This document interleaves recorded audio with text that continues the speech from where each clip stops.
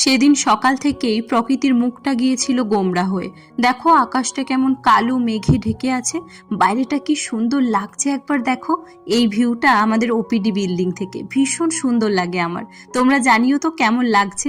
যাই হোক, এই ওয়েদারে এক কাপ কফি ছাড়া কি আর কাজে মন লাগে?